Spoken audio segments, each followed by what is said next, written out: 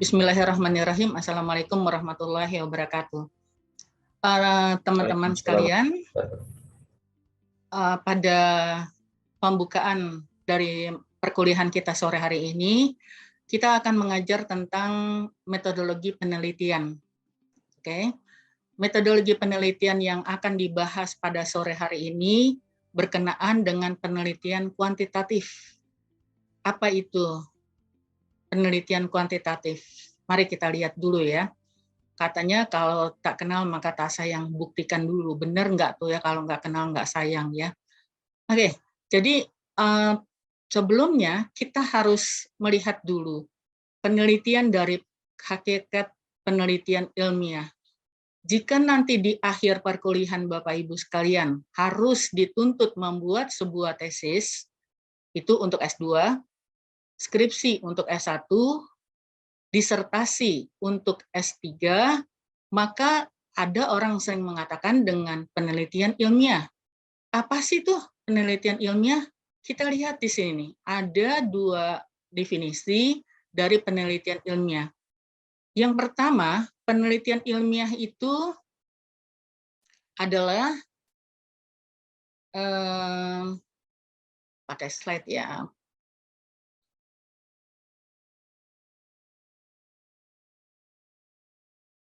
Ya, penelitian ilmiah itu merupakan suatu kegiatan yang bertujuan untuk memperoleh pengetahuan yang benar tentang suatu masalah. Ingat ya, ada kata benar. Jadi seperti tadi dikatakan dengan hipotesis, tentu harus dibuktikan, ya, dibuktikan dengan kebenarannya. Mari kita nanti lihat kalau dikatakan pengetahuan ini, apakah sama dengan ilmu atau sama dengan ilmu pengetahuan. Ada kata-kata yang harus ditekankan di sini. Ada pertama ada kata ilmu, ada kata pengetahuan, dan ada kata ilmu pengetahuan. Jadi nanti harus bisa dibedakan dengan baik ya. Ini jadi secara keseluruhan hakikat daripada penelitian ilmiah itu adalah merupakan satu kegiatan ilmiah, tujuannya memperoleh pengetahuan yang benar. Tentu kalau pengetahuan yang benar itu harus didukung oleh fakta, data, dan teori. Ya, penelitian ilmiah. Kemudian bisa juga dikatakan penelitian itu harus sesuai dengan karakteristik keilmuannya.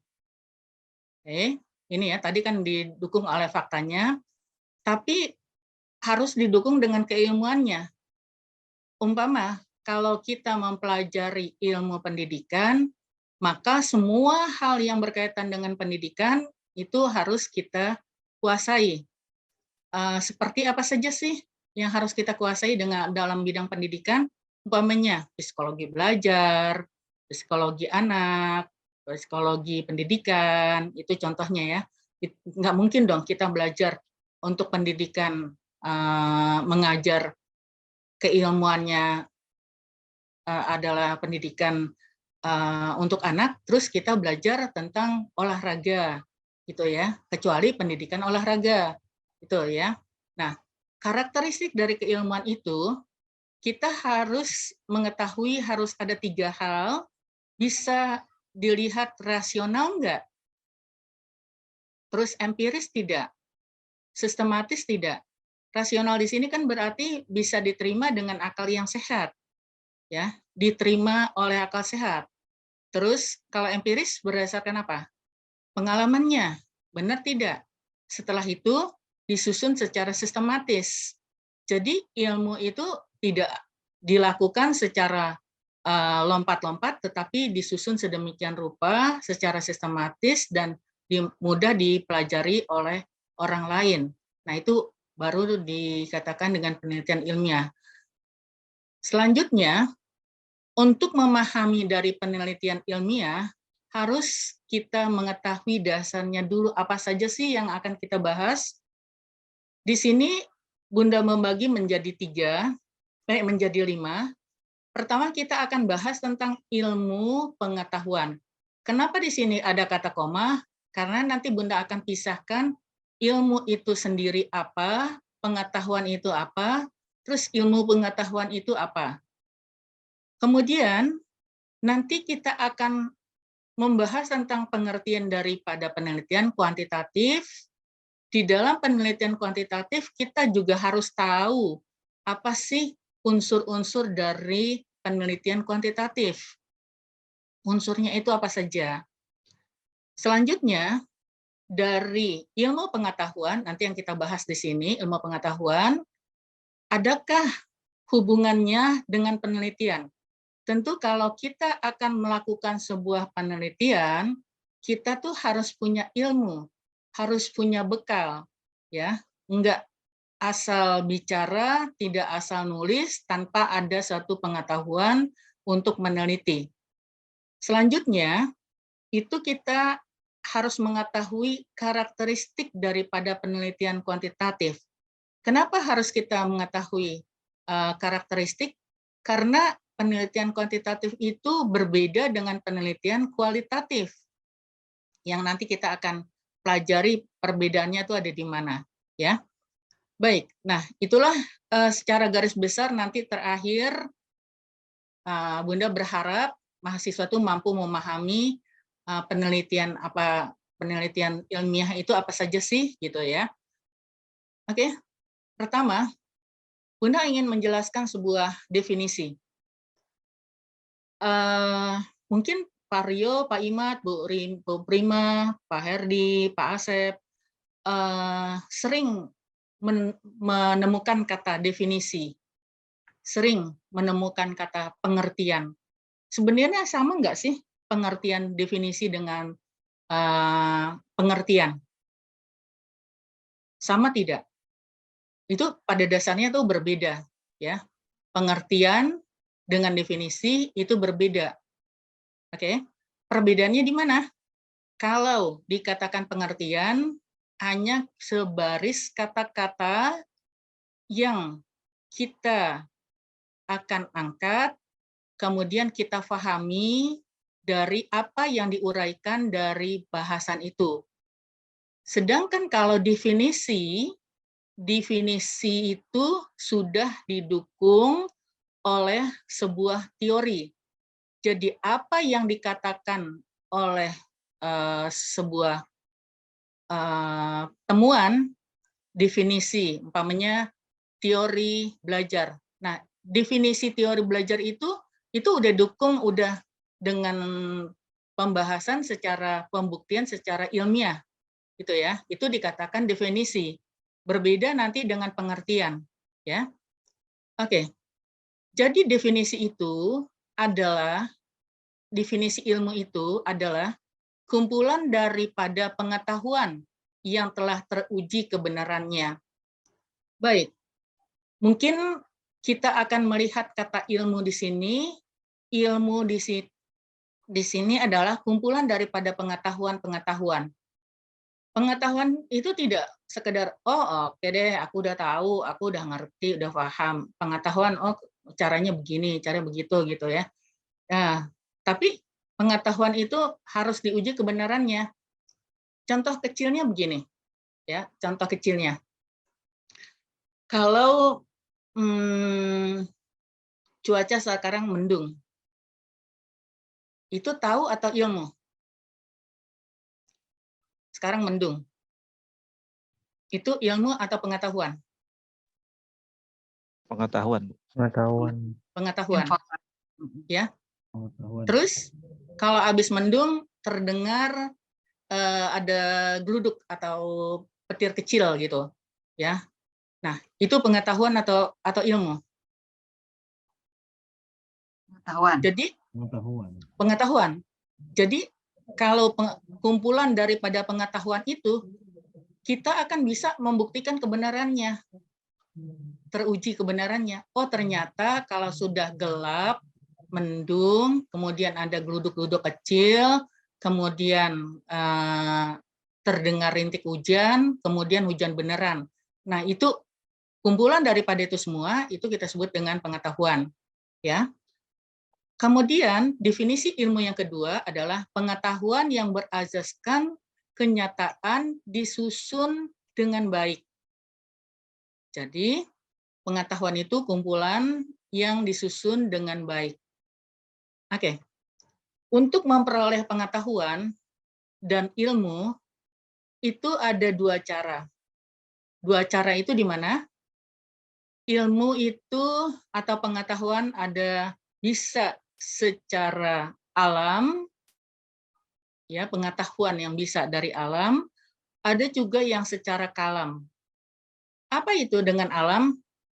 Nah, itu tadi, kalau dengan membaca secara alam itu, kita melihat gejala-gejala apa yang ada di sekitar kita, yang tadi saya katakan, kalau sudah gelap, sudah mendung, kemudian ada petir, ada geluduk kecil, terus baru turun hujan, itu merupakan alam. Jadi kita membaca alam, ya, membaca alam. Itu berdasarkan kebiasaan. Nanti kalau hujan itu ada hujan deras, ada hujan ringan, ada yang membawa banjir dan seterusnya. Itu kumpulan daripada pengetahuan. Terus kita akan ujikan kebenaran itu, ya. Tapi kan ada yang mau dikatakan tidak selamanya mendung itu akan jadi hujan. Tapi kalau ketiup angin, awannya hujannya tidak jadi, seperti gitu, ya. Nah, baik. Sedangkan yang membaca kalam untuk memperoleh pengetahuan itu bisa dengan membaca kalam, ya. Kalam itu artinya membaca dari buku. Seperti, mohon maaf, kita yang beragama Islam, Muslim, bacalah kalam ilahi. Berarti kita membaca Al-Quran, ya. Al-Quran itu sudah lengkap, sangat komplit, apa saja yang akan kita cari ada di dalamnya. Maka kita pelajarilah, semua bidang apa saja itu sudah ada terdapat di dalam Al-Quran. Bacalah kalam ilahi, ya. Apa yang bidang ekonomi ada, bidang geografi ada, bidang kesehatan ada, bidang pendidikan ada, bidang apa saja, silahkan kita, kalau kita sempatkan waktu kita itu membaca kalam dan kita baca tafsir Al-Quran, itu semuanya tuh ada. Jadi pengetahuan kita itu tidak hanya pengetahuan yang sifatnya keduniawian. Nah, sekarang membaca kalam yang kedua itu bisa kita membaca dari literatur yang dibuat oleh manusia sendiri. Berarti baca buku literatur. Nah, sekarang yang lebih canggih lagi, kita bisa membaca jurnal-jurnal atau artikel-artikel yang bisa diambil di dalam internet, ya. Jadi itu kita bagaimana cara untuk memperoleh daripada pengetahuan.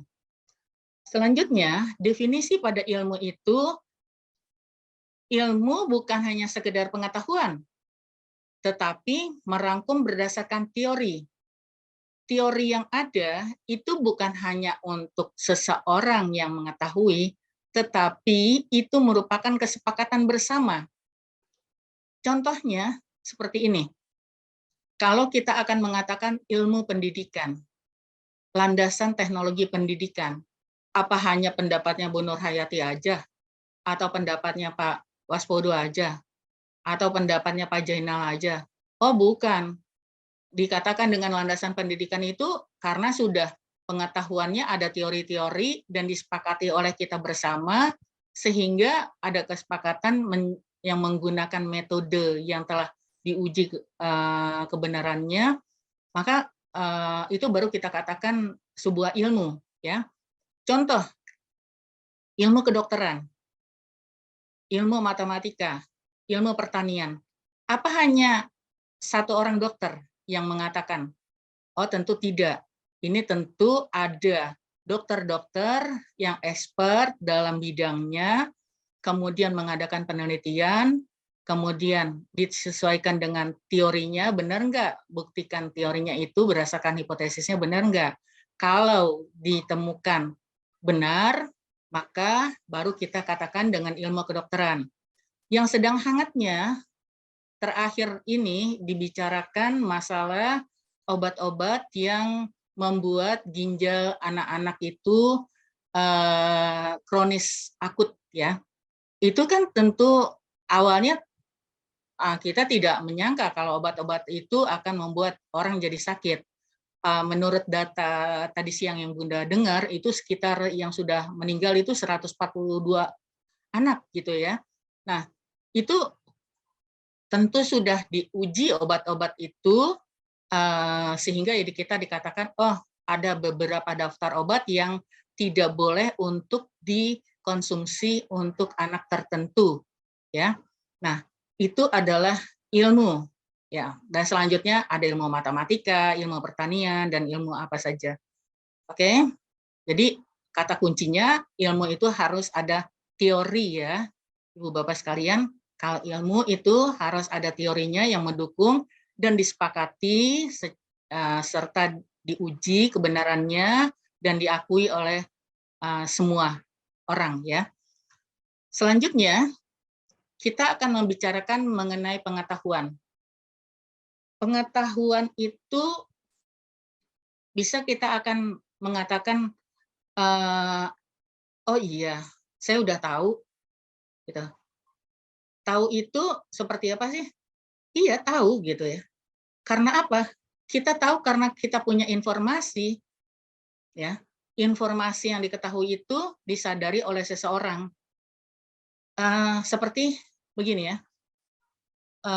Nanti sore ada pelajaran metodologi penelitian.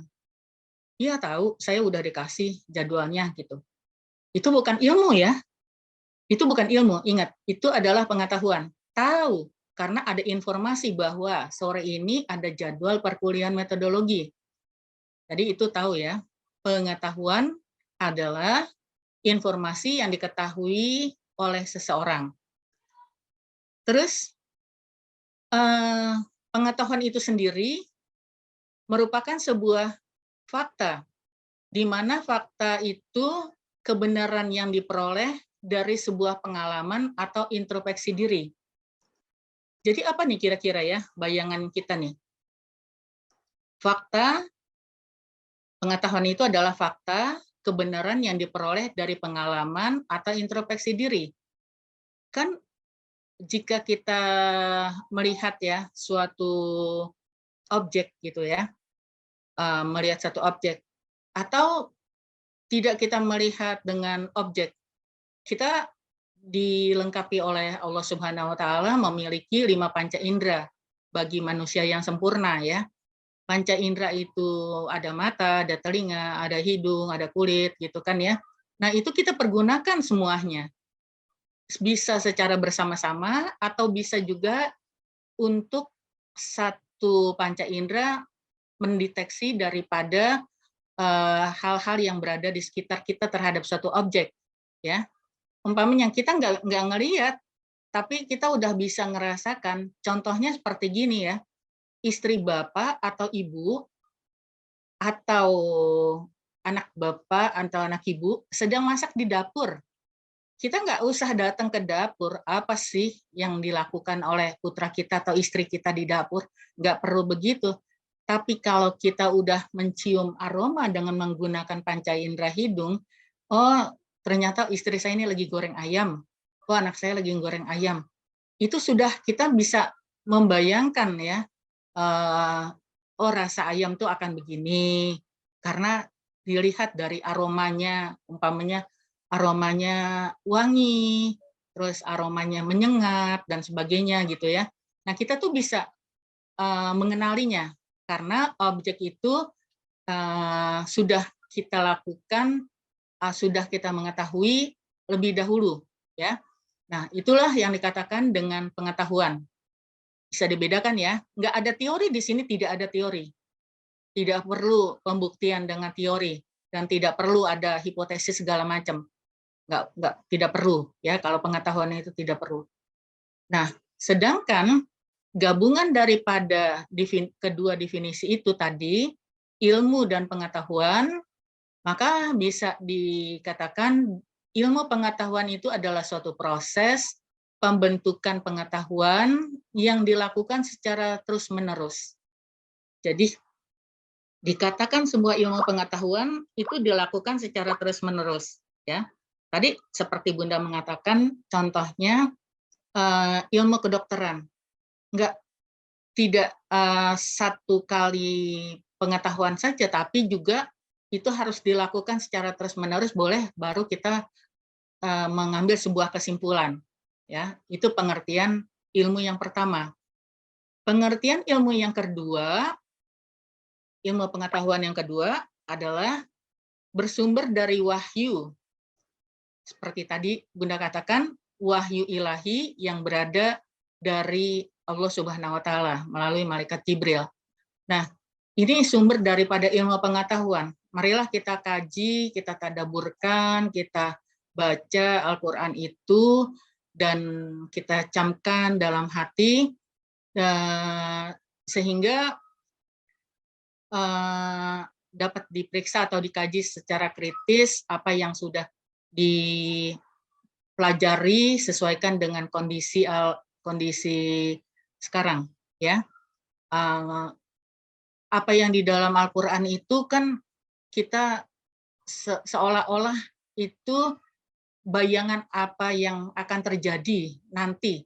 Itu kan sudah beberapa ratus tahun yang lalu. Tapi bisa dibuktikan saat ini, ya. Contoh, nanti suatu masa akan terjadi suatu pandemi, ada terjadi krisis, akan terjadi satu perang, akan terjadi satu apa, itu sudah ada, ya. Nah, itulah yang kita sebut dengan ilmu pengetahuan. Tujuannya untuk definisi ilmu pengetahuan itu, kita mempelajarinya, kita mempelajari hakikat, landasan, dan asal-usul sehingga kita memperoleh dari pengetahuan itu secara logis. Jadi kalau tidak diterima dengan akal sehat atau tidak dengan logis, berarti itu bukan ilmu pengetahuan. Ya, kalau orang pesulap, orang memain trak-trik, itu dengan tidak bisa dibuktikan dengan akal sehat, itu bukan dikatakan dengan ilmu pengetahuan, karena tidak ada teorinya. Oke? Nah, itulah sepintas apa yang harus diketahui dari ilmu pengetahuan.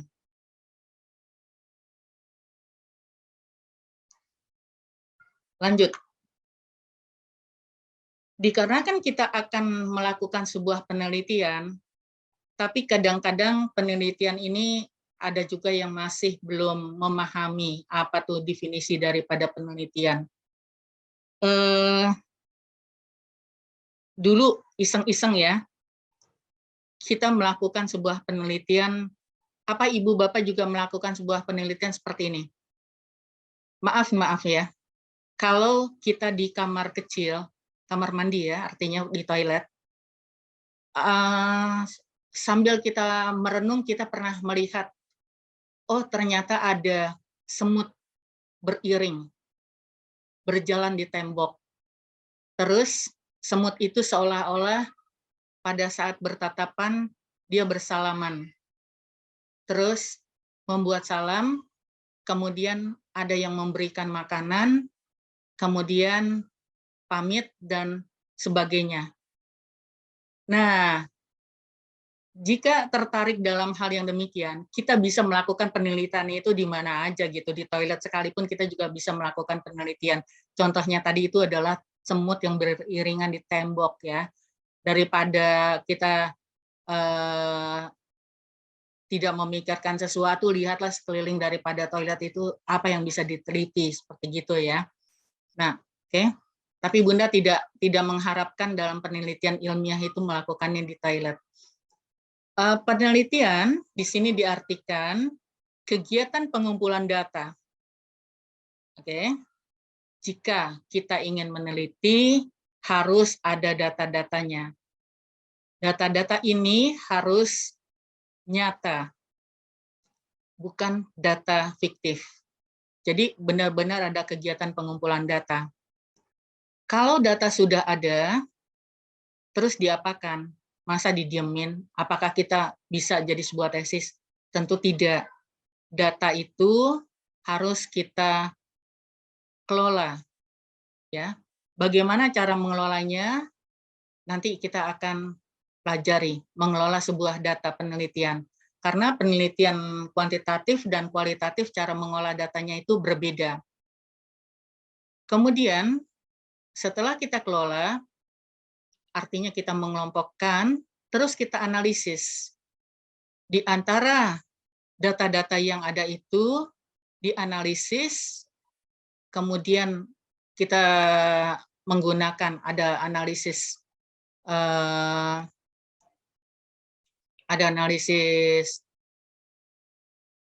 regresi, ada analisis. Oke deh, nanti kita lihat ya, macam-macam analisis ya. Nah, setelah kita analisis, kemudian kita sajikan data tersebut, datanya disajikan secara sistematis, kemudian kita sajikan secara objektif. Nah, dalam hal ini, dikatakan objektif dalam penelitian, tidak ada unsur-unsur pendapat pribadi. Kalau ada masuk unsur pribadi, berarti itu bukan objektif lagi, tapi sudah subjektif. Ini nggak benar, nggak boleh, ya. Karena kalau sudah unsur subjektif, itu ada antara subjektif itu ada unsur suka dengan tidak suka. Andaikan kita katakan, nggak mau, aku maunya seperti ini, aku seperti itu, berdasarkan pengalaman saya seperti ini, berdasarkan pengalaman kamu seperti itu nggak boleh. Jadi kalau dibilangkan ini tidak benar, ya katakan tidak benar. Kalau ini benar, kita katakan benar. Jadi secara objektif, ya. Tentu objektif itu tujuannya adalah untuk memecahkan suatu masalah. Kalau benar harus berdasarkan teorinya apa, kalau tidak benar harus berdasarkan teori apa. Nah, untuk memecahkan suatu masalah, tentunya harus diuji kebenarannya. Seperti tadi Bunda katakan, apa itu hipotesis? Hipotesis itu adalah dugaan yang sifatnya sementara dan perlu satu pembuktian. Bisa juga definisi penelitian dikatakan kegiatan yang dilaksanakan dengan jelas, teliti, sistematis, dan dapat dipertanggungjawabkan. Jadi, kalau besok Bapak Ibu akan melakukan sebuah penelitian, maka kegiatannya itu harus jelas, tidak ngawur kemana-mana, itu harus jelas. Mau melakukan penelitian apa ini? Mau melakukan penelitian kuantitatif, kualitatif, R&D, PTK, atau apa? Itu harus jelas kegiatannya. Karena masing-masing daripada jenis penelitian itu beda yang harus dilakukan, ya. Terus diteliti, kemudian harus dilakukan penulisannya secara sistematis dan harus bisa dipertanggungjawabkan. Oke, kalau pada saat Bunda itu kuliah, ya, ini pertanggungjawaban itu resikonya sangat besar sekali, ya, dari sebuah penelitian. Jadi tesis itu nanti harus bisa dipertanggungjawabkan. Jangan coba-coba penelitian itu untuk disuruh bikinnya sama orang lain, tapi kita tidak tahu nanti pada saat ujian, itu nanti kita kelebek-kelebek sendiri. Artinya kita nanti akan bingung sendiri. Oke deh, saya nggak punya waktu, nggak punya tenaga, nggak punya pengetahuan. Saya mau nyuruh orang aja bikin penelitian. Yang akan jadi susah itu adalah kita sendiri. Karena ingat, penelitian itu harus dipertanggungjawabkan. Jika kita yang melakukannya, kita akan tahu, menemui kesulitannya, kesalahannya, apa saja yang akan kita tulis itu di dalam sebuah tesis atau disertasi atau sebuah skripsi itu kita tahu, ya. Jadi kita bisa mempertanggungjawabkan semua secara detail, secara urut, apa saja yang kita lakukan, menemui kendala apa, menemui kesuksesan apa, dan selanjutnya, ya. Jadi begitulah yang dikatakan dengan sebuah penelitian. Oke? Lanjut. Nah, tentu dalam sebuah penelitian harus didukung oleh sebuah metode. Metode itu sama nggak dengan cara, Bu Prima? Ya, metode itu cara sistematis. Benar. Secara sistematis. atau langkah-langkah ya. Heeh. Jadi metode, cara, teknik itu harus dilakukan secara sistematis. Jadi kita lihat yang dikatakan dengan metode itu adalah pendekatan yang secara sistematis. Jadi pendekatan itu harus dapat menjawab dari pertanyaan dari sebuah penelitian. Andaikan nanti Bapak Ibu akan membuat sebuah kuesioner atau hasil observasi atau hasil daripada pengamatan atau hasil dari tes gitu ya. Nah, itu harus kita punya ilmu, mencari ilmu untuk bagaimana pertanyaan itu terjawab ya. Jangan sampai dengan ilmu yang kita peroleh tidak bisa menjawab dari sebuah pertanyaan penelitian. Ya.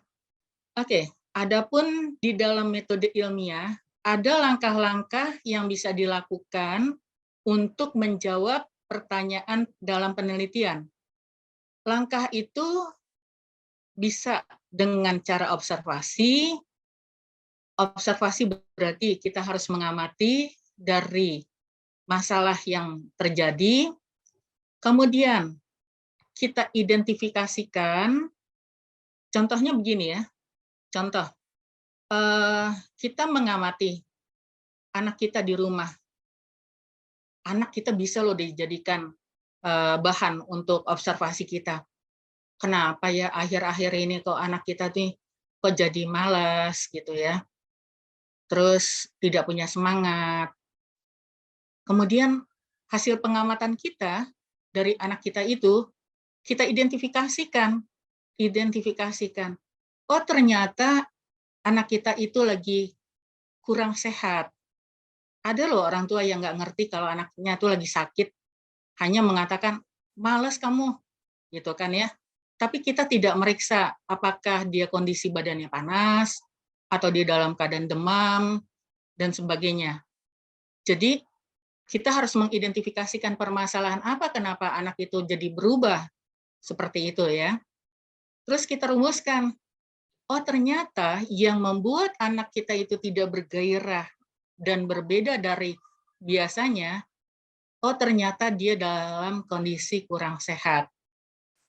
Kalau sudah seperti itu, udah kita merumuskan masalahnya, kita harus buktikan, buktikan benar atau tidak apa yang menyebabkan dia itu tidak bergairah untuk belajar, gitu kan ya.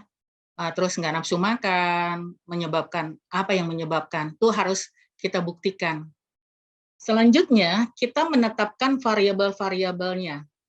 Bagaimana cara menetapkan variabelnya? Tentu sekiranya dia tidak nafsu makan, jadi kita cari, oh penyebabnya dikarenakan mungkin lidahnya tuh sedang sariawan, mungkin tenggorokannya sedang radang dan sebagainya. Ya, oke. Lanjut, kita menetapkan prosedur kerja. Jadi langkah apa yang dilakukan oleh ibu bapak? Tentu kalau ibu bapak yang care pada anaknya akan memberikan paracetamol, akan mengkompres pakai air hangat. Ingat, ngompres bukan pakai air dingin, tapi mengkompres pakai air hangat. Ya. Terus bawa ke dokter. Kalau dalam 1x24 jam tidak turun panasnya, maka bawalah ke dokter. Setelah kita mengetahui semua gejala-gejala yang ada pada anak kita itu, kita sudah mendapatkan datanya, sudah kita kumpulkan datanya, kemudian kita olah data itu, ya, data anak kita tadi itu, ya, olahnya gimana? Oh, jadi saya harus tindakannya bawa ke dokter, kasih obat, terus suruh istirahat dan seterusnya. Nah, kemudian mulailah kita menganalisis data-data itu. Ternyata dia batuk dikarenakan mungkin alergi terhadap satu makanan, Mungkin dikarenakan cuaca, mungkin dikarenakan salah makan, dan sebagainya, ya, dari data-data itu. Dan selanjutnya, mengkomunikasikan. Mengkomunikasikan di sini artinya kita mengajak kepada anak itu, "Nak, besok kamu jangan makan es lagi. Nak, kamu jangan minum air yang minum manis yang ada gula buatan. Nak, kamu nggak boleh minum bersoda," dan sebagainya. Itu ya. Nah, selanjutnya hasil dari penelitian yang kita temukan tadi, yang kita lakukan observasi terhadap anak kita tadi, maka kita membuat kesimpulan. Kesimpulan ini harus disepakati oleh diri kita sendiri, atau kalau kejadiannya tadi awal kita cerita ini berkaitan dengan anak kita, kesimpulannya itu sebenarnya sih bukan kesimpulan ya, kata yang benarnya adalah simpulan. Simpulan. Bukan kesimpulan, tapi simpulan. Kenapa simpulan? Ibarat kalau orang pelajaran pramuka ada menyimpulkan tali. Menyimpul apa ya? Mengikat ya. Dalam pramuka itu menyimpulkan. Ikat gitu, simpul ya. Itu berarti udah menyatukan. Jadi kesepakatan antara ibu, bapak, anggota keluarga menyimpulkan bahwa dalam kondisi anak ini tidak boleh melakukan apa dan apa. Oke, sebentar izin.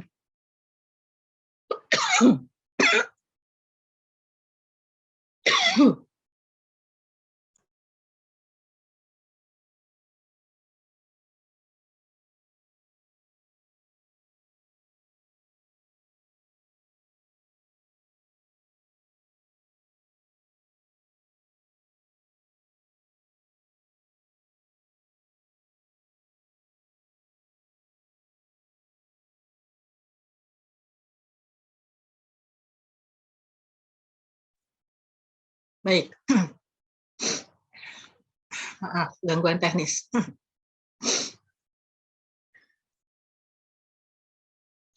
Nah, dalam penelitian kuantitatif, kita memiliki beberapa unsur yang harus diperhatikan, yang perlu diingat, dan harus dilakukan. Ya, apa itu yang harus diingat, diperhatikan, dan dilakukan? Ini Bunda sengaja nih kasih tanda merah. Artinya nih biar teman-teman, ibu bapak sekalian, benar-benar harus mematuhi semua unsur-unsur dari penelitian kuantitatif ini. Unsur yang pertama dalam penelitian kuantitatif itu disebut dengan konsep. Yang kedua, proposisi. Yang ketiga, teori. Yang keempat, variabel. Yang kelima, hipotesis. Keenam, definisi operasional. Jadi, kalau besok akan melakukan penelitian secara kuantitatif, ingat ya, dalam penulisan itu harus ada unsur ini. Harus ada unsur ini. Coba silakan dicatat unsur-unsur dalam penelitian besok harus ada ini. Ya, Bunda berikan sebuah contoh yang berkaitan dengan konsep. Konsep bahan bakar. Terus bahan bakar bisa kita kaitkan dengan kehidupan. Sepertinya bahan bakar itu tidak terlepas dalam kehidupan kita. Jika mengalami satu perubahan, maka akan berubah pula perubahan perilaku kita. Akan berubah pula sikap perilaku manusia. Ya. Proposisinya, contoh kemarin diumumkan tanggal 1 Juli 2022, jika ingin membeli bahan bakar harus menggunakan QR. Menggunakan barcode. Sibuklah orang mengisi daripada pembuatan barcode di SPBU. Kemudian disusul lagi dengan harga kenaikan daripada BBM. Ya. Harga BBM naik, perilaku masyarakat berubah tidak? Berubah, ya. Ada yang kecewa, ada yang seneng, ada yang bilang syukurin dan sebagainya. Itu tampak loh dengan adanya demonstrasi para mahasiswa atau masyarakat turun ke lapangan. Itu adalah perubahan perilaku. Coba kalau nggak ada perubahan kenaikan bahan bakar, nggak ada tuh demo-demo, tidak ada orang main di jalanan, nggak mungkin orang kalau main di jalanan itu tidak ada sebab musababnya. Tentu ada bahan yang memicu orang itu melakukan satu tindakan, ya. Nah sekarang proposisinya dicontohkan begini, jika harga BBM turun, maka rakyat akan gembira. Benarkah sekarang BBM itu sudah turun, bahan bakar itu sudah turun? Ya, gas naik, listrik naik, kemudian jenis bahan bakar kendaraan bermotor naik, semuanya. Kemudian kalau umpamanya sekarang turun, tentu masyarakat itu akan gembira. Yang gembira itu adalah masyarakat kecil. Masyarakat kecil yang akan merasa gembira karena mereka tidak lagi terbebani dari hal-hal yang berkaitan dengan kehidupan mereka. Sebenarnya sih ada dua pendapat ya seperti ini. Ada untuk BBM itu ada yang dirasakan oleh masyarakat kecil. Artinya itu akan berkaitan dengan keberlangsungan hidup lainnya. Umpama ke pasar, harga sembako semua naik. Itu sebabnya apa sih Bang? Kok pakai naik cabai bawang segala macam? Oh, salah satunya untuk mengangkut sayur mayur ke pasar itu harus menggunakan kendaraan. Sedangkan kendaraan itu harus ada bensin. Bensin itu harganya naik. Jadi sembako itu jadi naik gitu. Terus bagi masyarakat yang orang berkecukupan, naik dengan tidak seberapa nilainya itu no problem. Karena duitnya cukup. Mau naik Rp1.000 kah, Rp2.000 kah, itu nggak jadi masalah, karena duit dia banyak. Yang merasakan itu akan rakyat. Nah, sekarang jika BBM turun, maka rakyat itu akan gembira banget, seneng banget. Jangankan turun lah, normal aja seperti yang sebelumnya itu orang udah seneng banget gitu ya. Sekarang kebanyakan orang susah banget gitu. Sehingga kalau orang sulit, itu akan melakukan tindakan yang kriminalitas. Apapun orang akan melakukan kejahatan kalau mereka mengalami kesulitan. Nah, berikutnya, dalam unsur penelitian kuantitatif harus didukung dengan teori. Teori yang diangkat jika tadi judulnya berkaitan dengan bahan bakar, maka kita harus cari teori yang berkenaan dengan bahan bakar. Definisi dengan bahan bakar. Bahan bakar itu apa? Teori menurut siapa? Terus kajilah bahan bakar itu seperti apa gitu ya. Kemudian carilah teori tentang harga. Harga itu apa? Kenapa seperti itu? Ada demand, ada permintaan, ya. Terus kenapa harga itu naik dan seterusnya. Lakukanlah penelitian juga dengan kebijakan pemerintah. Apa alasannya bahan bakar itu naik, ya? Ini juga perlu dikaji. Jadi teori-teori yang mendukung dari sebuah penelitian harus ada. Oke? Jadi kalau Ibu Bapak perhatikan di sini, Bunda nulis ada 3 variabel. Variabel pertama adalah bahan bakar, yang kedua adalah harga, yang ketiga adalah kebijakan pemerintah. Mana sih variabel yang F1 kita singkat dengan F ya. Variabel disingkat dengan F, itu variabel 1. F1 adalah bahan bakar, F2 adalah harga, Y-nya adalah kebijakan pemerintah. Nih ya, jadi 3 variabel terdiri dari 2 variabel bebas, bahan bakar, dan harga, dan satu variabel terikat, kebijakan pemerintah. Sampai sana udah ingat lagi Pak Herdi? 17 tahun yang lalu? Oke. Oke ya, kita pemanasan lagi. Terus ini ya, variabel-variabelnya. Nanti dilanjutkan dengan hipotesis. Hipotesis itu kita bunyikan pada bab keempat. Satu, orang suka menuliskan dengan HA. HA itu adalah singkatan dari hipotesis alternatif. Atau orang juga menuliskan dengan H1. Itu jika diterima. Atau hipotesisnya H0. Ya, yang ditolak. Oke, ini ada nanti dalam pembahasan di bab 4.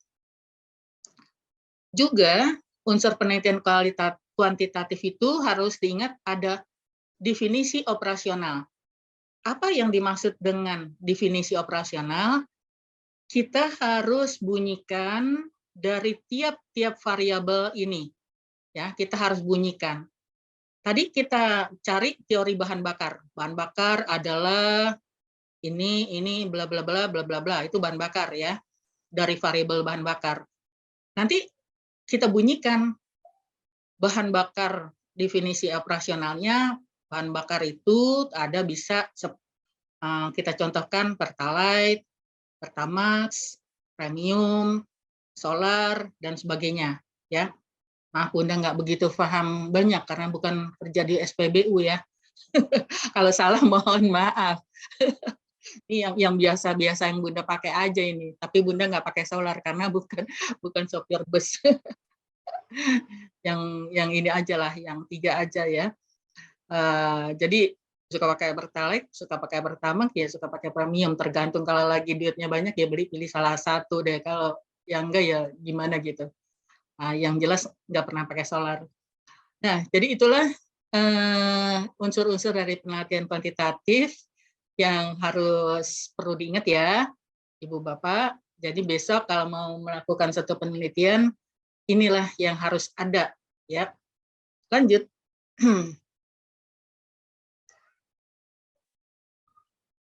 Nah, tadi di awal kita membicarakan tentang ilmu pengetahuan. Terus kita pertanyakan, adakah pengetahuan itu kaitannya dengan penelitian? Kira-kira Pak Imat, ada nggak hubungannya ilmu pengetahuan dengan penelitian? Ada hubungannya nggak? Ada Bunda. Ada. Seperti apa itu? Penelitian itu untuk menguji ilmu pengetahuan. Kurang lebih seperti itu sih. Jadi diulangi lagi. Penelitian itu untuk menguji ilmu pengetahuan. Untuk menguji daripada pengetahuan. Iya. Jadi pengetahuan itu benar apa tidak gitu ya? Iya. Hubungannya ada kaitannya. Juga seorang peneliti masa iya sih mau meneliti nggak punya ilmu? Masa sih seorang peneliti nggak punya pengetahuan? Tiba-tiba ada aja tesisnya, tiba-tiba ada aja skripsinya. Nggak gitu loh. Harus penelitian itu kita punya ilmunya, punya dasarnya. Ya, terus kita punya pengetahuannya. Jadi pengetahuan ini hubungannya seperti apa gitu. Harus ada pembuktiannya ya. Tapi kalau pertanyaan ini jawabannya konyol-konyolan, hubungannya gimana sih pengetahuan dengan penelitian? Oh, baik-baik saja hubungannya, baik-baik saja. Bukan gitu jawabannya ya. Jadi hubungan ilmu dengan penelitian itu ada. Hubungannya adalah sangat erat sekali. Ilmu pengetahuan mempunyai hubungan yang sangat erat dengan penelitian yang akan dikaji.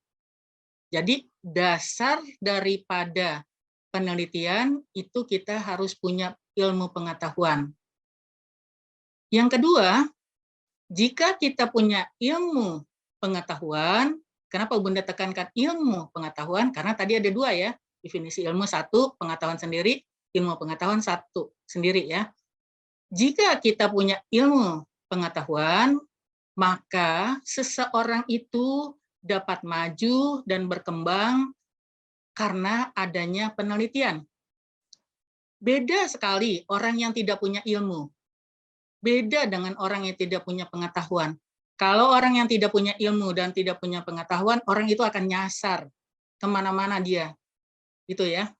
Contohnya gini, kalau Pak Rio pengen ke Jakarta, mau lewat mana? Pak Rio kalau mau ke Jakarta lewat mana? Yang lebih singkat. Cibubur, Bu. Lewat Cibubur. Itu lewat jalan arteri, lewat jalan tol. Ya kan? Bisa nggak kalau kita lewat Jalan Raya Bogor? Bisa muter, Bu. Bisa, lama. Lama. Ya, lama muter-muter, tetapi menghabiskan biaya, bensinnya, waktu, tenaga, pemikiran, itu banyak sekali yang dikuras. Tapi kalau kita punya pengetahuan, ilmu dan pengetahuan, jangan melewat situ, kita lewat jalan itu aja, jalan baru aja, gitu kan. Jalan baru ya namanya ya Pak ya, yang dekat perempatan itu namanya jalan baru ya Pak, yang dekat UIK. Iya Pak Imat ya. Oleh Iskandar, Bu. Yang menuju jalan tol itu, apa namanya? Jalan baru ya. Jalan baru. Oke. Terus kita lewat sini aja, itu akan singkat sampai dengan ke Jakarta lewat jalan tol. Nah, berarti kita sudah melakukan sebuah penelitian.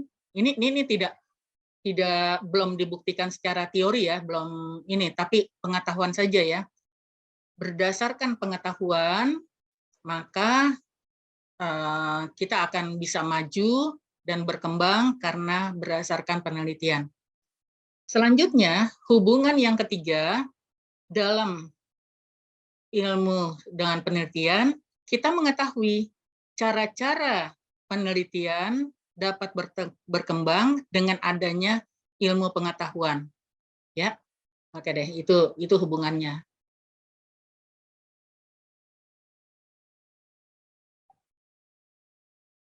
Lanjut. Karakteristik penelitian kuantitatif. Jika dikatakan dengan karakteristik, contoh, pertanyaannya dulu deh. Pak Asep, kalau Bunda tanya karakteristik itu apa sih? Karakter itu mungkin unsur-unsur atau apa ya, bentuk-bentuk, Bu.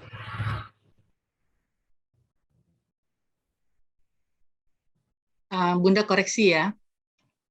Bunda ngomong sekali lagi ya. Bicara jangan pakai mungkin. Berarti kalau kata mungkin ada satu keraguan. Besok kalau ujian jangan ada kata mungkin ya. Ya Bu, ralat Bu, saya lupa itu Ibu. Mungkin itu lupa saya. Kemarin sudah diberitahu ya waktu di LTP ya, landasan teknologi pendidikan. Jangan mengatakan sesuatu dengan mungkin. Mungkin itu berarti orang itu tuh ragu-ragu dan tidak tahu sebenarnya. Gitu ya Pak Asep ya. Oke deh. Pak Herdi, karakteristik itu apa sih? Pola ya, Bu. Pola. Karakter itu berupa pola gitu. Suaranya tidak jelas. Oh, berupa pola gitu. Karakter itu pola. Sudah jelas? Kalau karakter? Bentar. Sifat khas. Apa Bu Prima? Sifat khas kan. Suaranya tidak terdengar. Kalau Sifat khas. Ciri khas. Sifat atau khas daripada sesuatu ya. Kalau sesuatu itu dalam manusia, jadi khas daripada orang itu ya. Nah, kita berikan sebuah contoh. Karakter dari Doraemon. Seperti apa sih tuh Doraemon? Itu waktu kita masih SMA ya, ada Doraemon ya. Karakternya itu seperti apa? Ciri-cirinya tuh gimana? Sikapnya, perilakunya si Doraemon tuh seperti apa? Karakteristiknya seperti apa? Itu yang mudah dulu ya, bayangan-bayangan kita dulu. Seperti apa itu? Oh, dianya itu sebenarnya pemalas, pengen hanya menggunakan kantong ajaibnya aja, pingin cepat dapat ini, cuma dapat itu, gitu kan ya. Itu kantong ajaib. Itulah karakter daripada si Doraemon, ya. Nah, sekarang dari karakteristik itu yang ciri khas dari penelitian kuantitatif itu seperti apa? Mari kita lihat. Karakteristik penelitian kuantitatif itu menggunakan pola berpikir deduktif. Deduktif itu seperti apa ya? Pemikiran yang dari apa menjadi apa?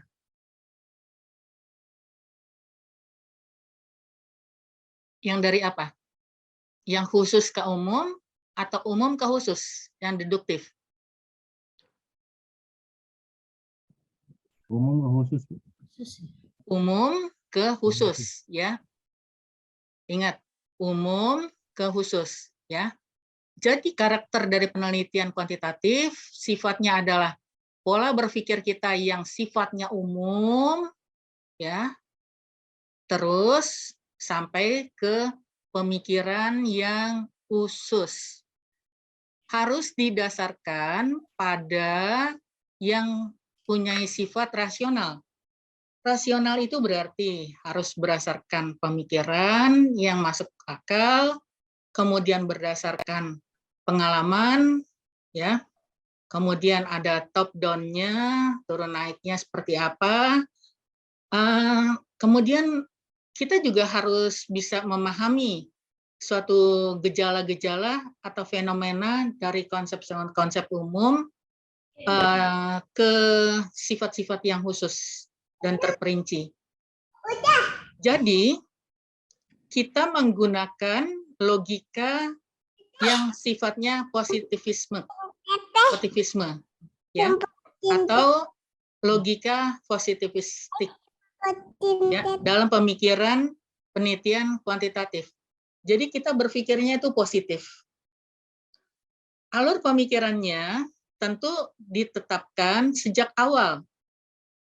Kalau kita mengatakan, oh ini bisa kita lakukan dengan baik, kita bisa buktikan berdasarkan hasil hipotesis tadi, kita bisa buktikan berdasarkan teori dan data serta fakta, maka alur pemikiran itu sudah kita tetapkan sejak awal, ya, dan tidak bisa dirubah seperti itu. Itulah yang disebut dengan karakteristik penelitian kuantitatif.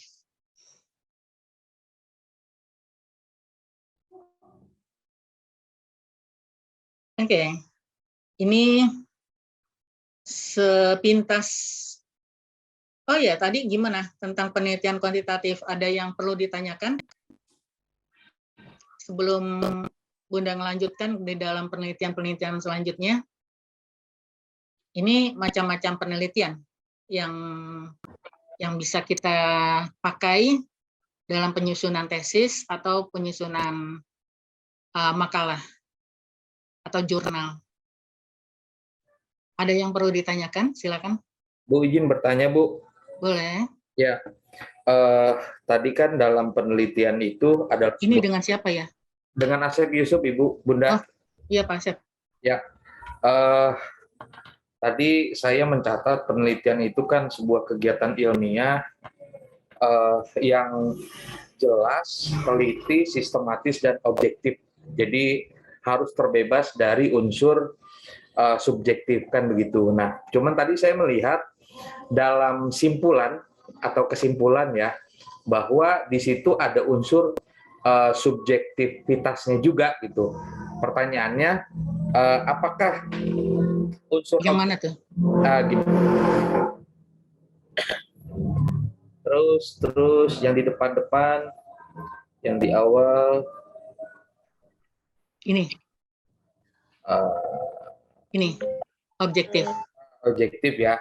Tapi tadi di belakang bahwa dalam simpulan kan berarti ada unsur subjektivitasnya juga, Bunda, gitu. Nah, pertanyaannya, apakah proses penelitian itu memang dari awal itu harus objektif, kemudian dalam simpulan itu subjektif, atau dalam simpulan pun kita harus objektif gitu? Kalau objektif berarti kita menggunakan pendapat orang lain begitu Bunda. Kalau subjektif kan pendapat kita sendiri. Itu sih Bunda. Iya, terima kasih pertanyaannya. Jadi pada dasarnya penelitian ilmiah itu kita harus didukung oleh teori. Penelitian ilmiah itu harus didukung oleh sebuah teori. Untuk apa teori? Teori itu digunakan sebagai rambu-rambu apa yang harus kita lakukan dalam penelitian.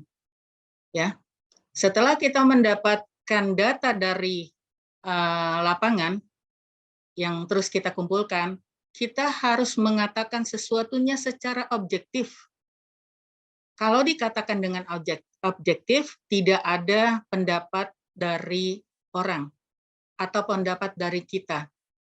Maksudnya, jika ditemukan itu memang salah, atau ditemukan itu kurang baik, atau jelek, atau rusak, atau seperti apa, kita tuh harus mengatakan yang sesungguhnya, seobjektif mungkin, mengatakan itu. Dan tentu kesimpulannya juga, jangan kesimpulan terakhir dalam metodologi penelitian itu, nanti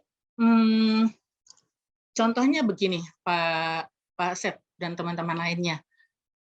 Umpama kita mengambil sebuah penelitian dengan judul hubungan antara frekuensi kegiatan belajar dengan hasil belajar. Jika belajarnya sungguh-sungguh, semangatnya tinggi, maka hasilnya itu anak punya hasil nilai akhir pasti nilainya bagus. Begitu ya. Begitu kan logikanya ya. Kalau udah belajarnya tinggi, punya semangat, terus punya dukungan lain-lain, itu hasilnya akan bagus. Tapi kok kenyataannya enggak gitu loh. Kok enggak begitu? Prestasinya dia itu atau hasilnya itu enggak bagus. Nah, kita tidak harus memanipulasi data yang tidak bagus itu menjadi bagus. Tidak. Yang tidak bagus, ya kita cari apa faktor yang menyebabkan tidak bagus atau hasil prestasinya itu tidak bagus yang menyebabkan. Tidak selamanya kita belajar itu dengan sungguh-sungguh punya semangat dan lain-lain terus akhirnya kita punya nilai yang bagus, tidak semuanya. Andaikan terjadi sesuatu tadi kebalikan tidak sesuai dengan harapan kita, umpamanya hasil prestasinya jelek, itu kita harus cari penyebabnya. Dan kita harus carikan solusinya. Oh, mungkin anak ini memang sudah pinter, sudah rajin, punya semangat yang tinggi, gitu ya. Tetapi dia nilainya tidak baik dikarenakan satu faktor, dan faktor lainnya, yaitu mungkin saja pada saat dia ujian, dia ada punya kendala. Umpamanya, kendala dalam kesehatan, pada saat ujian dia dalam keadaan sakit, sehingga tidak bisa konsentrasi, kemudian atau dia dalam keadaan duka, umpamanya ya, salah seorang anggota keluarganya ada yang meninggal, dia terlarut dalam keadaan duka, dan lainnya. Nah, itu faktor seperti itu tuh yang membuat hasilnya yang kita harapkan tidak sesuai dengan apa yang kita harapkan. Ya, harusnya kalau belajarnya rajin, terus hasilnya nggak sesuai dengan harapan kita, maka kita akan mengatakan seobjektif mungkin. Tidak ada unsur subjektif. Seperti itu ya Pak Asep. Baik. Gimana? Jelas Bunda, jelas. Berarti kita tetap harus objektif menyampaikan fakta data penelitian atau hasil penelitian ya, Bunda ya? Iya, Ya. betul. Ya. Oke, itu harus benar-benar apa adanya. Yep. Ada lagi yang perlu ditanyakan? Boleh dilanjut Bunda sedikit? Boleh. Andai kata dalam sebuah permasalahan yang akan kita teliti, pernah nggak terjadi permasalahan itu ketika kita cari teorinya itu belum ada teorinya Bunda? Permasalahan tidak ada teori. Iya, jadi misalkan permasalahan X gitu, ternyata ketika permasalahan ini ingin diangkat, dalam sebuah penelitian itu ternyata teorinya sudah di searching apa segala macam di apa dalam literatur segala macam itu tidak ada. Itu mungkin terjadi nggak atau pernah terjadi nggak, Bunda? Bisa jadi. Bisa jadi. Kalaupun tidak ada teorinya berarti batal dong penelitiannya, Bunda. Karena Jadi itu kita katakan dengan penemuan baru. Ya, dengan penemuan baru. Jadi andaikan Pak Asep nih ini membuat sebuah penelitian tentang A, B, C, D, E. Terus teori E-nya ini nggak ketemu gitu loh. Gimana caranya kita sendiri yang menemukannya. Tapi itu tidak kuat, Pak. Ya, kita yang menemukan sendiri itu tidak kuat. Hasil temuan yang baru, penemuan baru itu tidak kuat.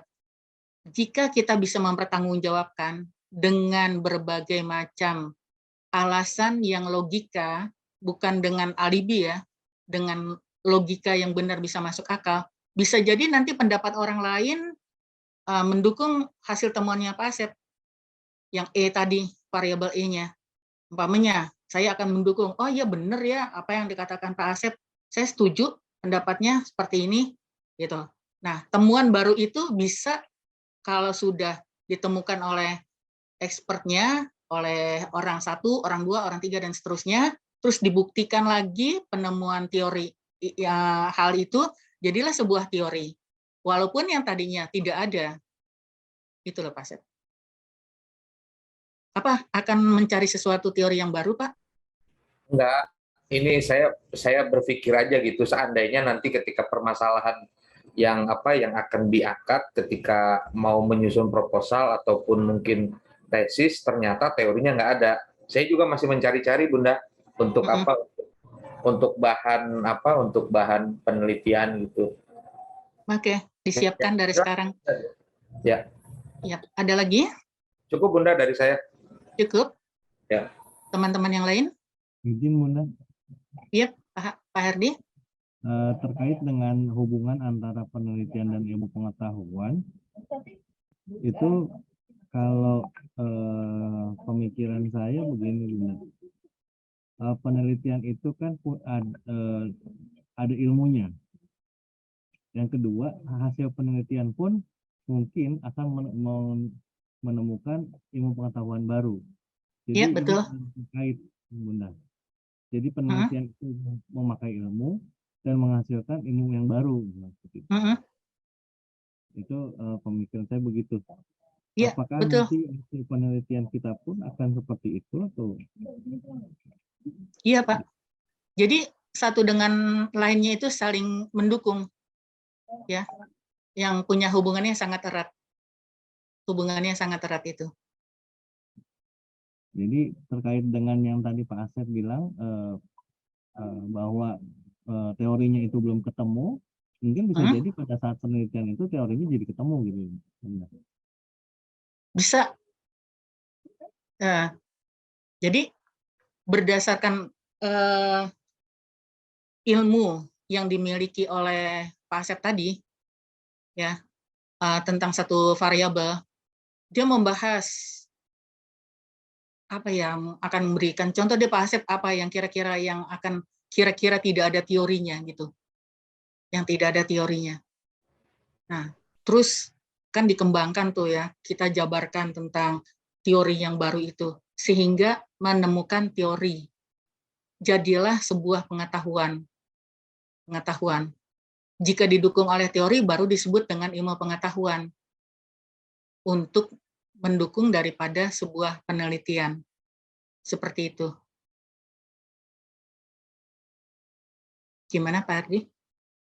Tolong kasih tahu ini kalau kita sudah mau azan subuh. Azan maghrib. Berapa menit lagi? Azan maghrib, Bunda. Ya, azan, Bu. Berapa menit lagi? Sudah azan di. Oh, sudah. Ya. Sudah, Bu. Oke, baik, kita break dulu. Masuknya jam 6:30 ya. Ya. Oke, bagaimana? Kita break dulu ya. Kita sholat ya. Udah azan. Yup, oke. Makasih. Selamat menjalankan ibadah sholat.